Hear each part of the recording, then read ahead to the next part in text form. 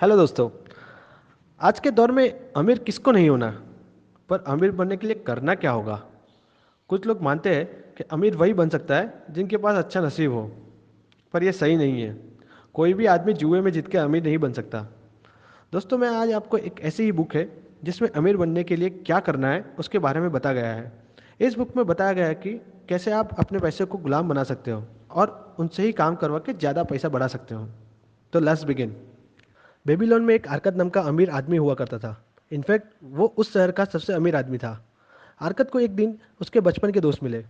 दोस्तों ने पूछा, अरकत, तुम बचपन में हमारे जैसे गरीब थे और पढ़ाई लिखाई भी ठीक ठाक थी, तो तुम इतने अमीर आदमी कैसे बने और तुम इतने खुशकिस्मत कैसे हुए। तो अरकत बोले, हाँ, मैं भी एक समय तुम्हारी तरह ही था।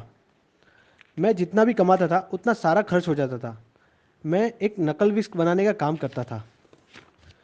एक बार मैंने एक अमीर आदमी जिसका नाम अल्केमिस्ट था उसका काम करके दिया था। उसके बदले में मैंने उनसे अमीर बनने का रहस्य मांगा था। तो अल्केमिस्ट ने वो रहस्य ये बताया था कि तुम जितना भी कमाते हो उसका एक हिस्सा तुम खुद रखो। मतलब तुम्हारी कमाई का 10वां हिस्सा तुम खुद रखो, उसको किसी पे भी खर्च मत करो। तो उसमें आरकत बोले, मैं तो अपना सारी कमाई खुद रखता हूँ। तो वो अल्केमिस्ट बोला, ऐसा नहीं है। जो तुम कम कमाते हो उसमें क्या तुम अनाज नहीं लाते हो, दूध नहीं लाते हो, कपड़े नहीं पहनते हो, तुम घर का काम नहीं करवाते हो, अपने जूते नहीं पहनते हो। इसमें ही सारे धन खर्च हो जाता है। तुम सबको पे करते हो, पर तुम खुद खुद को पे करते हो, नहीं करते हो।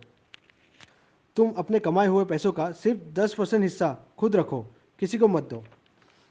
दोस्तों, कुछ लोग हमेशा कंप्लेन करते रहते हैं कि कुछ भी बचता नहीं, सारा पैसा खर्च हो जाता है, पर हम सब जानते हैं कि ये सही नहीं है।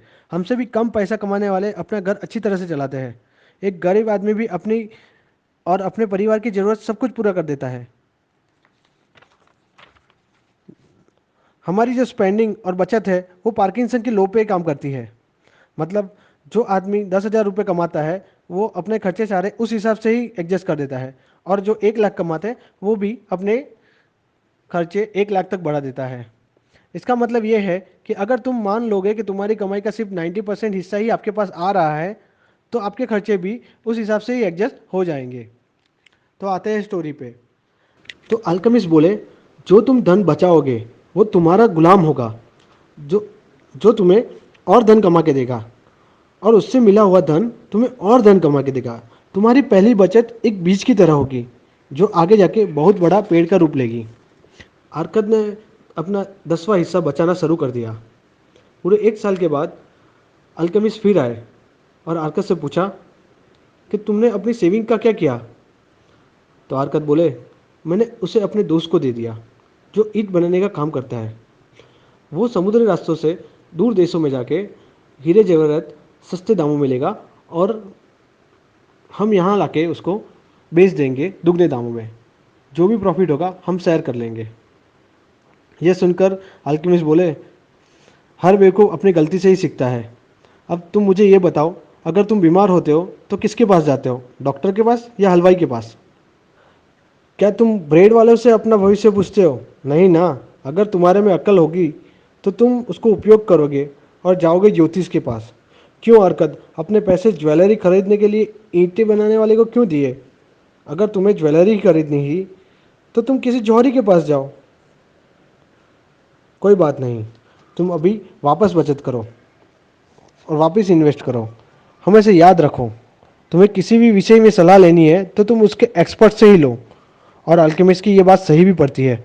वो ईंट बनाने वाला बंदा नकली जवाहरात लेके आ जाता है और सारे पैसे बर्बाद होते हैं। हरकत ने वापस पैसा बचाना चालू किया। इस बार जब अल्केमिस्ट पे आए तो बताया कि इस बार अपनी बचत अपने दोस्त को ब्रॉन्ज खरीदने के लिए दिए है। वो ढाल बनाने का काम करता है और उस ब्रॉन्ज से वो ढाल बनाएगा। उससे मिलने वाला प्रॉफिट का कुछ हिस्सा वो मुझे देगा। अल्केमिस्ट खुश हुए।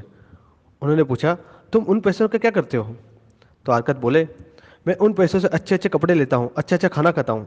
तो अल्केमिस्ट बोले, तुम अपने कमाई के बच्चे खा लिए? ऐसा करोगे तो उनके बच्चे कैसे पैदा होंगे और वो तुम्हारे लिए कैसे काम करेंगे?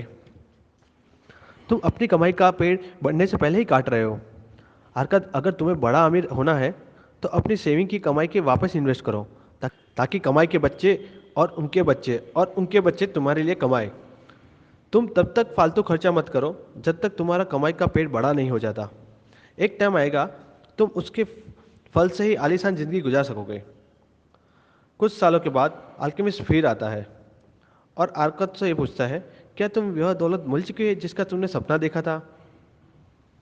आर्कत ने जवाब दिया, उतनी तो नहीं मिली, परंतु मेरे पास कुछ संपत्ति जमा हो गई है। यह संपत्ति ब्याज कमाती है और इसका ब्याज और ब्याज कमाता है। अल्केमिस्ट ने पूछा, क्या तुम अभी भी ईंट बनाने वालों से सलाह लेते हो?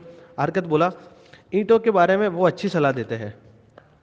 अल्केमिस्ट ने कहा, तुम धन बचाने के साथ इन्वेस्ट करने से लेकर किस लोगों की सलाह लेनी है वो सब कुछ सीख लिया है।